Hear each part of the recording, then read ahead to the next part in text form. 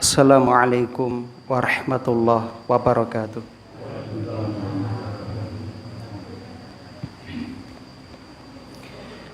Innal hamdalillah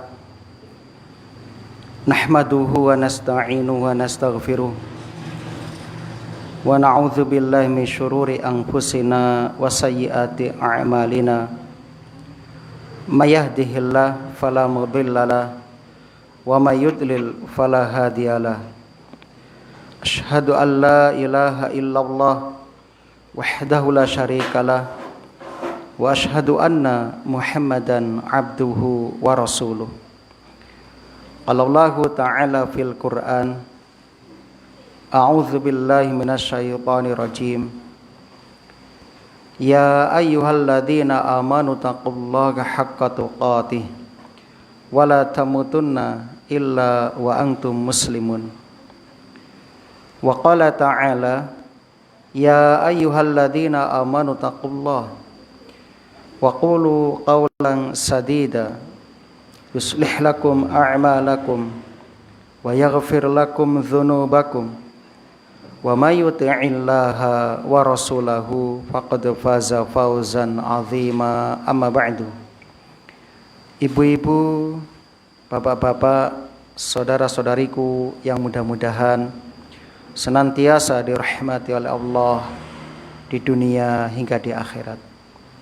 Alhamdulillah alladzi bi ni'matihi tatimmus shalihat. Segala puji bagi Allah yang dengan nikmatnya kebaikan-kebaikan hamba dapat terlaksana. Kita bersyukur kepada Allah hingga malam hari ini Allah masih memberikan kemudahan, memberikan kesempatan kepada kita untuk dapat menghadiri taman-taman surga.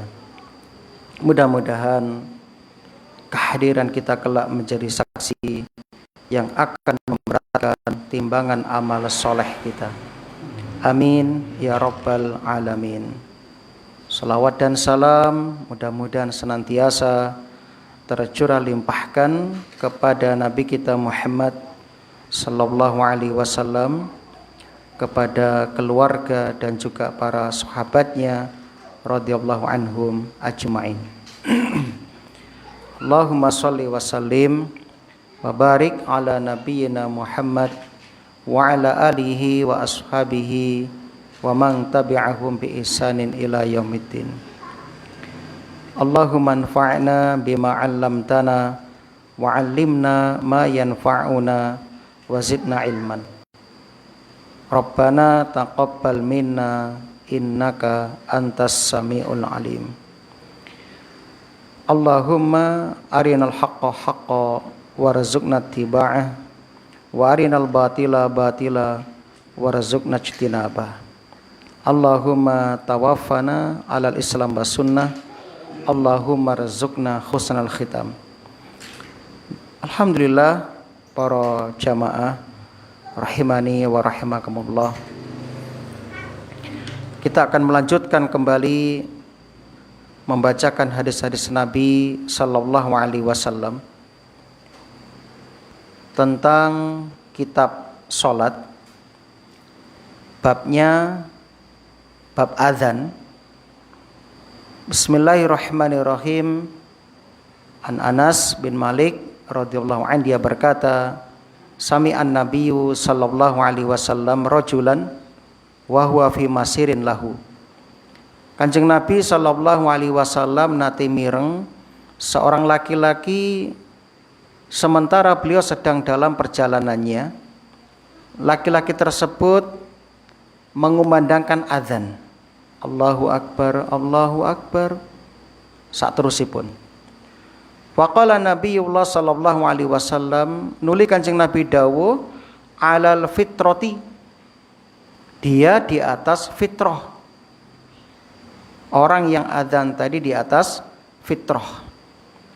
Faqala asyhadu an la ilaha illallah. Qala kharaja minan nar. Orang itu keluar dari api neraka. Fastabaqal qaumu ila rajul. Kemudian orang-orang berlomba-lomba kepada orang yang azan tadi. Fa idza ra'i ghanamin hadarathu shalah. Ternyata laki-laki yang azan tadi seorang penggembala domba, tiang ingkang angon wedhus, yang mengumandangkan azan ketika waktu sholat telah tiba. Faqama yu'adzin, lalu dia berdiri dan azan. Hadis ini menganjurkan agar kita mengumandangkan azan saat tiba waktu azan, walaupun di gembalaan. Nalika panjenengan di tempat kerja lah, mungkin di tengah sawah atau di hutan ya, mungkin ada yang kerja di perkebunan, jauh dari perkampungan. Ketika tiba waktu sholat, hendaknya tetap mengumandangkan azan. Rumiyin sampun kita sampai akhir, semua yang mendengar azan itu, baik batu, pohon, rumput-rumput, ya, hewan-hewan, kelak akan menjadi saksi di hari kiamat, yang akan bersaksi. Masya Allah. Jadi bismillah ya, nggak usah malu. Ini bagian dari sunnah Rasul supaya dihidupkan. Hadis salajengipun, kunna ma'a Rasulillah sallallahu alaihi wasallam. Kami pernah bersama Rasulullah sallallahu alaihi wasallam. Faqama Bilalun yunadi. Nuli Bilal berdiri mengumandangkan adzan. Falamma sakata, ketika selesai, qala Rasulullah sallallahu alaihi wasallam, man qala misla hadza yaqinan dakhalal jannah. Barang siapa mengucapkan seperti ini dengan yakin, niscaya dia masuk surga. Yakni menjawab panggilan adzan sama seperti yang diucapkan oleh muadzin, kecuali hayya 'alatain, yaitu hayya 'alas shalah dan hayya 'alal falah.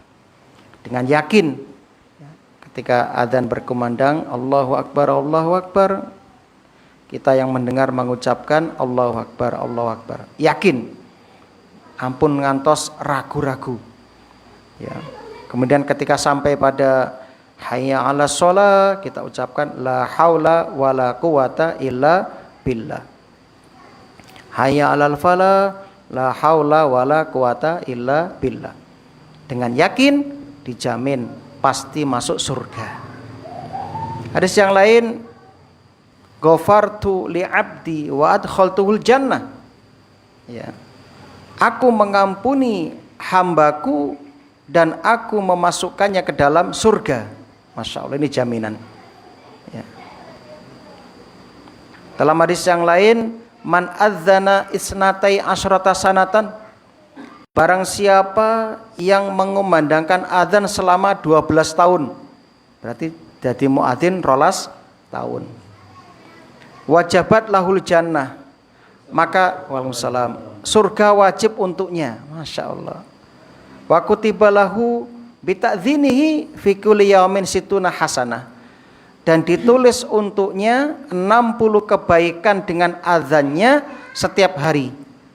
Walikuli iqamatin salasuna hasanatan, dan dengan iqamahnya 30 kebaikan. Hadis sahih li ghairihi. Ini keutamaan muadzin. Berarti menunjukkan apa? Keistiqomahan. Sebab jarang wonten muadzin ingkang ajeg istiqomah kados mekaten. 12 tahun jadi muadzin 5 waktu. Bayangkan kaum muslimin. Masya Allah. Ada di antara jamaah yang sudah bertahan 12 tahun tukang adzan. Oh, Pak Haji. Sampun pinten?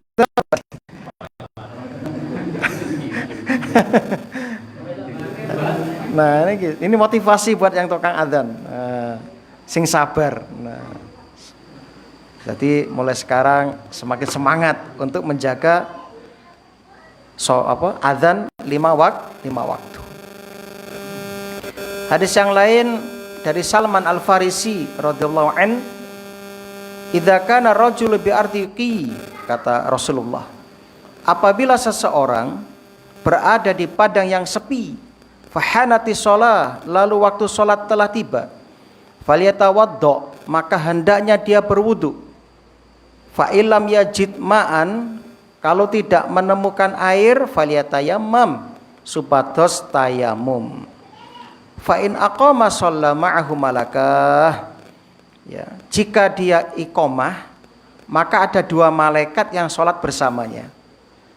Dados senajan jenengan kiambaan wonten ing tempat ingkang sepi, jauh dari pemukiman, ya, mungkin di tengah hutan, ya, kerja di sana, tengah sawit misalnya, jauh dari pemukiman, ya, di padang pasir misalnya, lihat jam, atau lihat srengenge, masuk waktu ini, segera berwudu, kalau nggak ada air ya tayamum, nuli qomat. Senajan jenengan sholat kiambaan disunahkan adzan dan iqomah.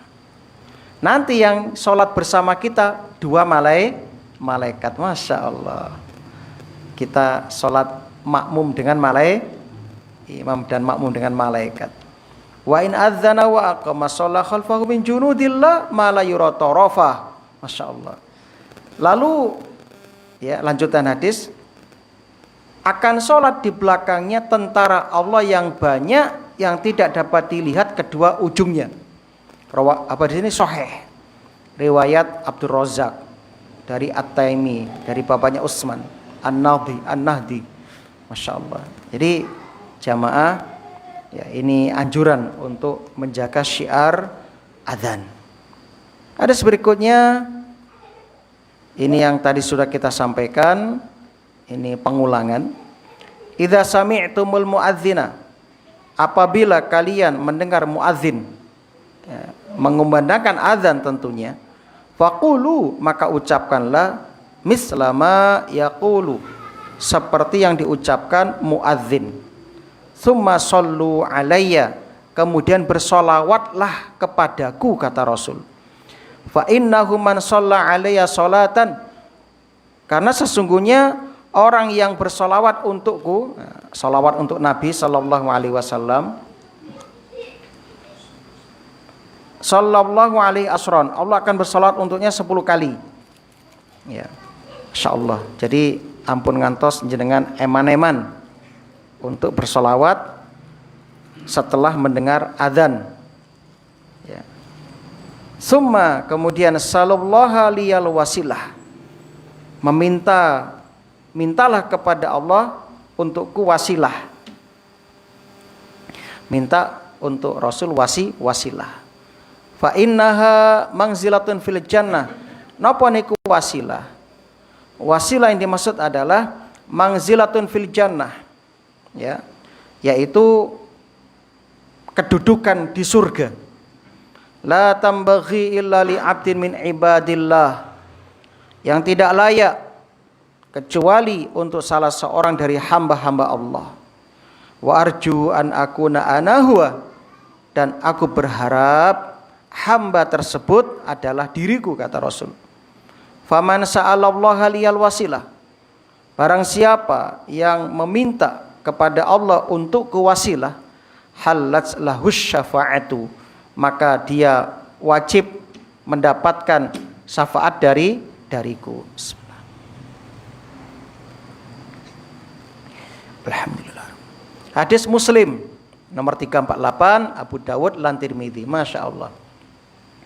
Jadi para ibu, urutanipun makaten. Muadzin adzan, jenengan jawab kados muadzin, kecuali hayya 'alas shalah dan hayya 'alal falah. Nuli sampunipun rampung, jenengan mau sholawat. Boleh yang panjang, boleh yang pendek. Yang pendek misalnya Allahumma sholli ala Muhammad. Lalu berdoa, Allahumma robba hadhihi da'watit tamah wassolatil qaimah, dan seterusnya. Nalika jenengan yakin mengucapkan itu, dijamin masuk surga, kemudian mendapatkan sholawat dari Allah 10 kali, yakni Allah mengampuni dosa kita, merahmati kita, ya. Kemudian, ya, kita mendapatkan syafaatipun Kanjeng Nabi sallallahu alaihi wasallam. Syafaat itu pertolongan. benjang wonten yaumil kiamah, saat kita ya tidak mendapatkan sesuatu yang bisa kita datangi untuk dimintai syafaat, ya, orang yang rajin bersolawat untuk Nabi, Nabi akan datang memberikan syafaat untuknya. Ini yang kita harapkan. Masya Allah ya, ini amalan yang ringan, sederhana, namun jarang ya orang yang mau mengamalkan, mengamalkan. Jadi setiap kulolan panjenengan butuh marang syafaatipun Kanjeng Nabi sallallahu alaihi wasallam. Kita butuh ya kepada syafaat. Di antara kiat-kiat mendapatkan syafaat Nabi sallallahu alaihi wasallam sebagaimana disebutkan dalam dalil-dalil ingkang sahih ya, yaitu yang pertama, syafaat bisa didapatkan dengan memperbanyak sholawat untuk Nabi sallallahu alaihi wasallam. Ya. Yang kedua, dengan ya membaca doa setelah adzan. Ini. Yang ketiga, ya, dengan ya tauhid, dengan tauhid dan mengikhlaskan ibadah kepada Allah Subhanahu wa taala dan ittiba marang Kanjeng Nabi sallallahu alaihi wasallam. Ittiba itu mengikuti yang dicontohkan Rasulullah sallallahu alaihi wasallam. Dalam hadis riwayat Al-Bukhari nomor 99, Nabi dawuh, as'adun nasi bisyafaati yaumal qiyamati man qala la ilaha illallah khalisan min qalbihi au nafsihi. Yang paling bahagia dengan syafaatku pada hari kiamat yaitu orang yang mengucapkan la ilaha illallah, ya tauhid, khalisan min qalbi, ikhlas dari hatinya, au nafsi atau dari dirinya. Ya, jadi tauhid marang Gusti Allah, ikhlas ing dalam ya ngelampai perintah-perintahipun Gusti Allah, ikhlas ing dalam ya beragama. Ini salah satu sebab utama mendapatkan syafaat Rasulullah sallallahu alaihi wasallam. Kemudian yang berikutnya, sarana mendapatkan syafaat adalah dengan rajin membaca Al-Qur'an. Iqra'ul Qur'an fa innahu ya'ti yaumal qiyamah syafi'an li ashabi. Wacawan Al-Qur'an, bacalah Al-Qur'an, sebab Al-Qur'an akan datang pada hari kiamat sebagai pemberi syafaat bagi orang yang membacanya. Ya, ashab maksudnya siapa? Orang yang membacanya, orang yang mentadabburinya, dan tentunya orang yang mengamalkan isi-isi Al-Qur'an. Kemudian rajin puasa, baik itu puasa wajib maupun puasa sunnah. Ya, nanti di hari kiamat puasa akan datang memberikan syafaat kepada orang yang rajin puasa. Kemudian yang berikutnya yang dapat mendatangkan syafaat di hari kiamat, tinggal di Madinah, sabar terhadap cobaan di kota Madinah dan mati di kota Madinah. Masya Allah, ini hadis Muslim nomor 1374. La yasbiru ahadun ala ya li'awaiha fayamuta. Tidaklah seseorang sabar terhadap kesusahannya Madinah, kemudian dia mati di kota Madinah, illa kuntu lahu syafi'an, maka aku akan memberikan syafaat untuknya, au syahidan yaumal qiyamati, atau menjadi saksi baginya pada hari kiamat, idza kana musliman, jika dia seorang muslim dan mati di atas Islam. Makanya Umar bin Khattab cita-citane pun kepingin ya mati wonten ing Madinah. Umar bin Khattab sering berdoa, Allahumma rzuqni syahadatan fi sabilika wa tawaffani fi baladi nabiyyika. Ya Allah, berilah aku rizki, syahid di jalanmu, dan mati di negeri nabimu, yaitu di kota Madinah. Ternyata Allah mengabulkan dungonipun sahabat Umar bin Khattab, salah setunggalipun wali di antara wali-wali Allah Subhanahu wa taala. Ustadz, kami kan tinggal di Ndukuh. Apakah mungkin mati di sana? Bisa saja. Dengan Bapak Ibu nyuwun marang Gusti Allah, ndonga marang Gusti Allah supados yang meninggal di kota Madinah, itu dapat syafaat nanti. Dapat syafaat.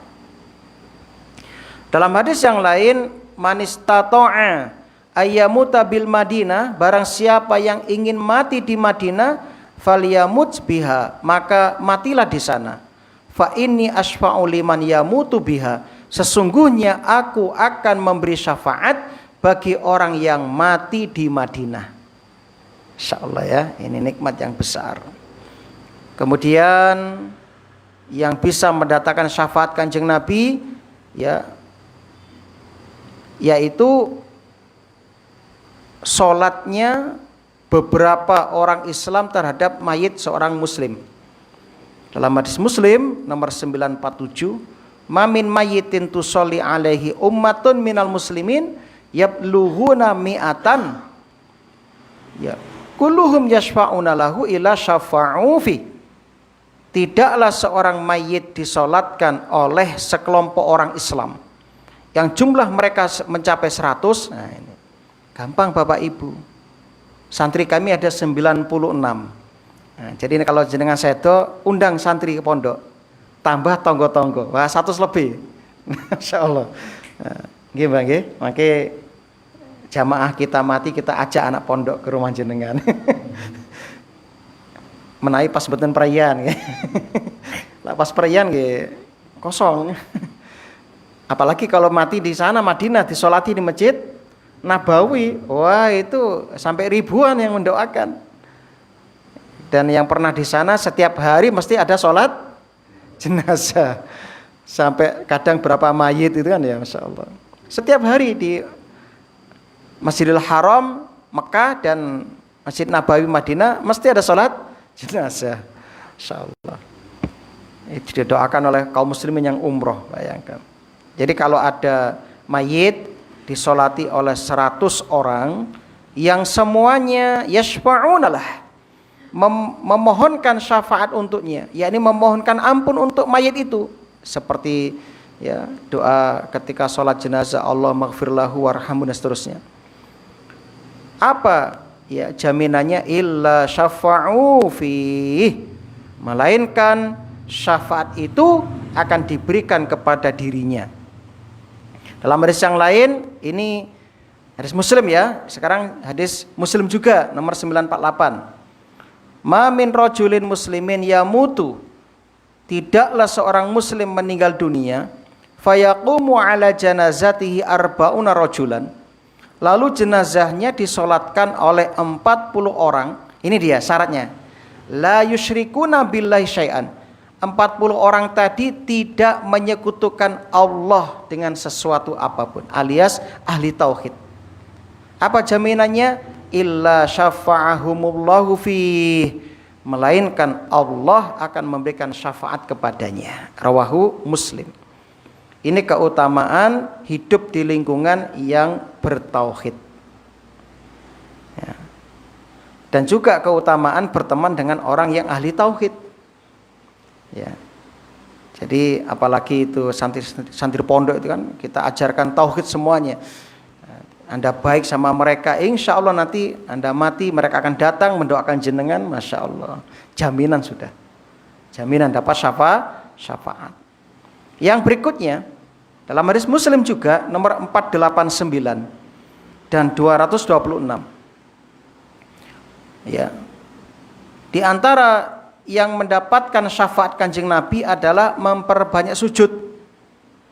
Ya, saking Rabi'ah bin Ka'ab al-Aslami radhiyallahu anhu, dia berkata, aku pernah bermalam bersama Rasulullah sallallahu alaihi wasallam.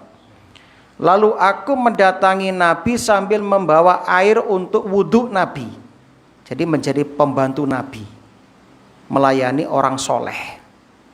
Kemudian Nabi SAW sebagai bentuk rasa terima kasihnya kepada sahabat Rabi'ah bin Ka'ab al-Aslami, Nabi menyampaikan sebuah permohonan. Mintalah, jalu'o awakmu. Ternyata Kak Rabi'ah cerdas. Dia tidak minta harta, tidak minta jabatan, tapi dia minta, ya Rasulullah, aku ingin menemani jenengan di surga ya Rasulullah. Aku ingin bersamamu di surga ya Rasulullah. Kemudian Nabi menawarkan, ghairu dzalik, ada yang lain Kak Rabi'ah? Kata Rabi'ah, cekap niku kemauannya Rasul, cukup itu saja ya Rasulullah. Lantas apa kata Rasul? Fa'inni ala nafsika bikasrati sujud. Tolonglah aku atas dirimu dengan banyak bersujud. Artinya apa? Memperbanyak sholat yang wajib dan memperbanyak sholat sunnah. Yang wajib tetap ya 17 rakaat. Yang sunnah bisa diperbanyak. Sehingga ada istilah sholat sunnah mutlak. Ada sholat duha, sholat ya witir, ada sholat tahajud, sholat tuhur, ba'da wudu, tahiyatul masjid, ya. Sholat ya, mutlak juga boleh ya. Sholat intidhor ketika menunggu khatib datang ya, sampai khatib naik. Ketika ulama membahas tentang mana yang lebih utama ketika sholat Jumat sambil menunggu khatib datang, membaca Quran atau sholat sunnah? Jawabannya apa? Sholat sunnah. Karena Nabi pernah bersabda, barang siapa yang berwudu memperbaiki wudunya, lalu pergi ke masjid dan memperbanyak sholat sunnah. Nah, berdasarkan di sini, maka sampai khatib itu datang, jamaah ya sholat Jumat dianjurkan memperbanyak sholat intidhor, sholat sunnah itu tadi, sampai khatib datang. Itu jamaah. Ini bagian dari salah satu mendapatkan syafaat Kanjeng Nabi sallallahu alaihi wasallam. Itu jamaah. Nah, berikutnya tentang cara menjawab adzan, Bapak Ibu sudah paham ya. Cuma yang perlu saya tekankan, ketika muadzin mengucapkan hayya 'alas shalah, maka kita mengucapkan la haula wala quwata illa billah. Cekap, tidak ada tambahan illa billahil aliyil azim. Dalam hadis Muslim, Abu Dawud dan Nasai hanya cukup sampai la haula wala quwata illa billah. Ya, tidak usah ditambahi. Kemudian tentang doa setelah adzan yang sahih dari Nabi riwayat Al-Bukhari, Abu Dawud, At-Tirmidzi, An-Nasai dan Ibnu Majah dari Jabir bin Abdullah radhiyallahu an, qala Rasulullah sallallahu alaihi wasallam, man qala hina yasma'un nida, barang siapa ketika mendengar panggilan adzan selesai lalu mengucapkan Allahumma rabba hadhihi da'wati tammah wassalatil qa'imah ati Muhammadanil wasilata wal fadilah wa ba'ashu maqama mahmudanil ladzi wa'adta. Cekap. Ini yang dari hadis Nabi, tidak perlu ditambah-tambah. Ya. Apa yang didapatkan? Halat salahu syafaati yaumal qiyamah. Maka dia mendapatkan syafaatku pada hari kiamat. Artinya apa doa setelah adzan tadi? Sebab sering kita bertanya kepada beberapa ya, santri kami dan juga beberapa jamaah, amalan-amalan yang sudah rutin dikerjakan itu terkadang lewat alias luput untuk ditadaburi kandungan maknanya. Seperti Al-Fatihah misalipun. Saking hafal ngetepal surat Al-Fatihah sampai-sampai pas maca Al-Fatihah tidak merenungi kandungan maknanya. Betul enggak? Saking lancarnya hafalnya. Mungkin bacaan sholat yang lain juga sama. Ketika jenengan sujud misalnya, membaca banyak varian ya, banyak pilihan. Yang paling sederhana subhana rabbiyal a'la ketika sujud. Coba jenengan tanya jamaah, apa artinya subhana rabbiyal a'la? Rata-rata nggak ngerti. Ya. Mungkin belum sempat dihafalkan atau dipelajari, atau mungkin saking seringnya sampai lali mentadaburi. Termasuk at-tahiyatu lillah itu misalnya. Itu coba ditanya, apa at-tahiyat artinya? Rata-rata nggak ngerti itu. Bocah-bocah tengah SMA, kalau saya tanya apa li arti ini at-tahiyatu lillah? Toleh nggak ngerti. Nah, ini pelajaran bagi kita untuk terus mendalami ilmu agama ini. Termasuk doa setelah azan. Coba kita ulangi artinya, Allahumma ya Allah, Rabba, pemilik, ya. Hadhihi dakwah, panggilan ini, at-tamati, yang sempurna. Nah, jadi azan itu panggilan yang ya Allah wahyukan kepada Nabi. Nah, jadi itu azan bukan sembarangan, itu wahyu itu. Kalau Bapak Ibu ingat kisah sejarahnya awal-awal disyariatkan azan, mungkin Bapak Ibu masih ingat ya. Sahabat ada yang mimpi ya, melihat orang membawa lonceng ya untuk mengumpulkan orang sholat. Ada yang mimpi ya menggunakan ya trompet ya untuk mengumpulkan orang sholat. Ada yang mimpi ya menggunakan api ya, untuk mengumpulkan orang sholat. Lalu dikonsultasi, mana biar Rasul, saya mimpi begini.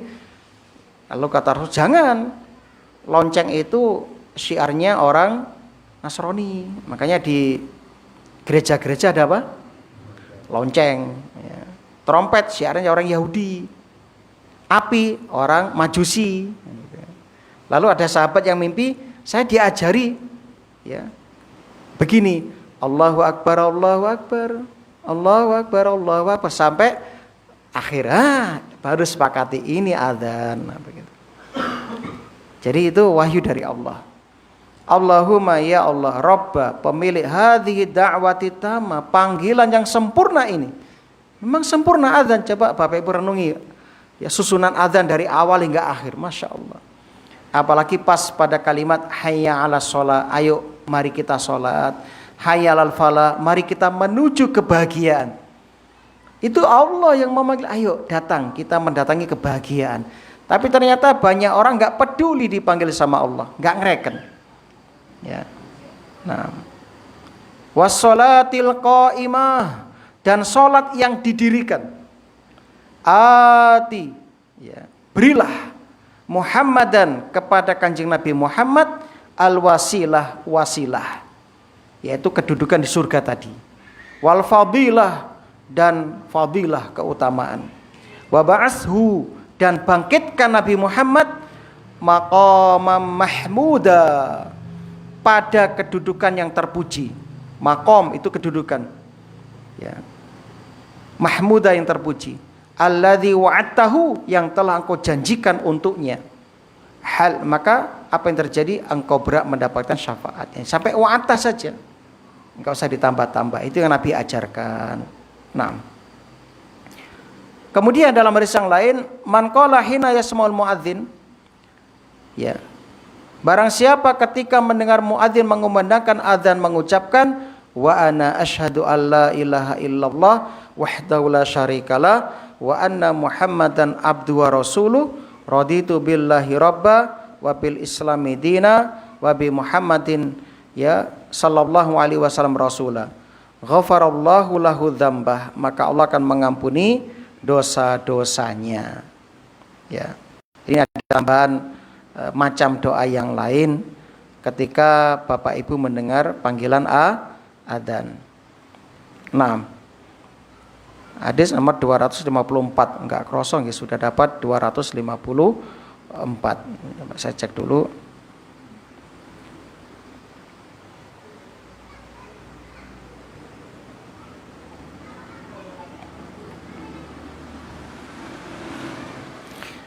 Jamaah rahimani wa rahimakumullah ya.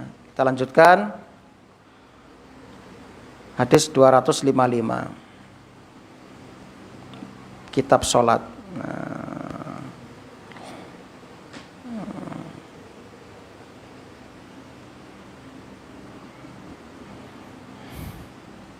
254 itu bacanya di mana? Ini kan ada pertanyaan kan mungkin dari jamaah. nomor 254 ya. Ini membacanya ketika mendengar asyhadu alla ilaha illallah atau di mana ini? Nah, ini yang akan kita cari di syarahnya. Nah, ini ya. Saya cari dulu di syarahnya. Apa sebelum membaca doa adzan tadi, ya, itu yang kita bahas. Bentar ya.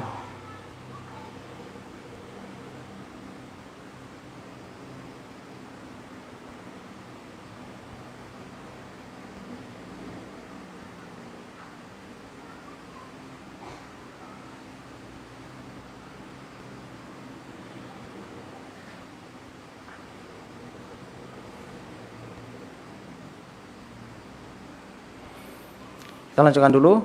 Kunna ma'a Rasulillah sallallahu alaihi wasallam. Ya. Kami bersama Rasulullah sallallahu alaihi wasallam. Faqama Bilal yunadi fala masakata. Oh, tadi sudah saya bacakan ya. Man qala misla ma qala hadza yakinan dakhalal jannah. Barang siapa yang membaca doa setelah adzan dengan yakin, maka dia akan masuk surga. Termasuk ya, menjawab seperti yang dijawab oleh disampaikan oleh muadzin. Naam.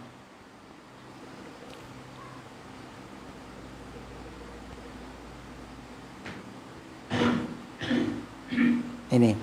Jadi jamaah yang berbahagia, urutan menjawab adzan itu pertama seperti yang muadzin sampaikan. Ya, kemudian membaca raditu billahi robba tadi. Raditu billahi robba wa bil islami dina wa bi Muhammadin nabiyya wa rasulah. Ternyata dijelaskan di sini bacaan ini wa ana asyhadu alla ilaha illallah wahdahu la syarikalah wa anna Muhammadan abdu wa rasuluh raditu billahi robba wa bil islami dina wa bi Muhammadin nabiyya wa rasulah. Itu dibaca setelah muadzin mengucapkan asyhadu alla ilaha illallah, asyhadu alla ilaha illallah, terus asyhadu anna Muhammadar Rasulullah, asyhadu anna Muhammadar Rasulullah, baru mengucapkan wa ana asyhadu alla ilaha illallah wahdahu la syarikalah wa anna Muhammadan abdu wa rasuluh raditu billahi rabba wa bil islami dina wa bi Muhammadin nabiyya wa rasulah. Jadi muadzinnya jangan cepat-cepat ya, kasih jeda kesempatan orang yang mendengar untuk menjawab. Bahasa kesusu ya. Nah, lalu dilanjutkan dengan sholawat, lalu setelah itu membaca Allahumma robba hadhihi da'watit tamah dan seterusnya sampai wa'attah. Lantas setelah itu waktu antara adzan iqamah Bapak Ibu supados ngekeh-ngekehake donga. Itu waktu mustajab untuk berdoa. Waktu mustajab untuk berdoa. Doa apa saja terserah. Ya, mau doa tentang ya dunia, akhirat terserah. Yang penting perbanyak doa. Mana dasarnya? Hadis dari Abdullah bin Amr. Anna rajulan qala. Ada seorang laki-laki berkata, ya Rasulullah, innal muadzinin yafdulunana. Sesungguhnya para muadzin telah mengungguli kami. Bagaimana tidak? Orang yang adzan itu kan dapat pahala semua yang hadir. Lah jamaah 10 ya oleh pahala wong 10 mau kan begitu. Faqala Rasulullah sallallahu alaihi wasallam, qul kama yaqulun. Ucapkan seperti ucapan muadzin, fa idza intahait, kalau kamu sudah selesai fasal, berdoalah, mintalah, toh kamu pasti akan dikabulkan. Kamu akan diberi. Itu anjurannya. Ya.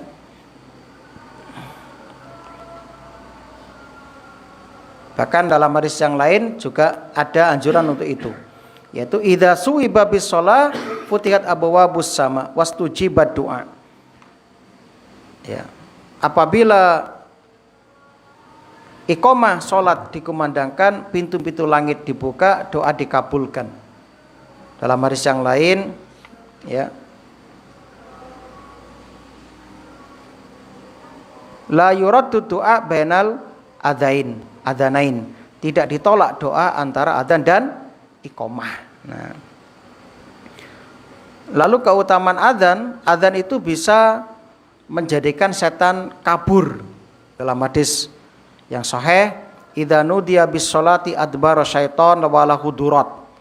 Apabila adzan untuk sholat dikumandangkan, setan lari terkentut-kentut. Ya, durat itu kentut yang bersuara keras. Daud, Daud, Daud. Ya. Ben gak krungu adzan, dadi dibanteri ngentute. Hatta les ma'ta'dzin, sampai tidak mendengar adzan. Fa idza qudiyal adzan akbal. Kalau adzan sudah selesai, setan datang lagi, goda lagi. Fa idza suwiba adbar. Kalau diikomatkan, setan lari lagi. Nah itu jam yang berbahagia. Nah ini dulu saya kira. Mungkin ada yang mau ditanyakan, silakan. Kalau bisa kita jawab, kalau nggak bisa, insya Allah kita carikan jawabannya. Oke. Masalah adzan kalau di tengah hutan, apa dikeraskan apa cukup bilang sendiri? Adzan saat di tengah hutan supaya dikeraskan semampunya, supaya semakin jauh, yang mendengar semakin banyak dari binatang, dari pohon-pohon, dari jin dan sebagainya. Nah begitu. Nggak apa-apa. Ya nanti yang penting jenengan punya dalil ini mengamalkan sunnah Nabi Shallallahu Alaihi Wasallam. Nggak apa-apa. Nah, justru nanti orang yang mengatakan stres, nanti kan penasaran, nanti dialog sama jenengan, ingin hadis ngene-ngene, nah cerita, ya dapat ilmu malahan. Bukan. Cekap? Oke. Oh, oke. Okay.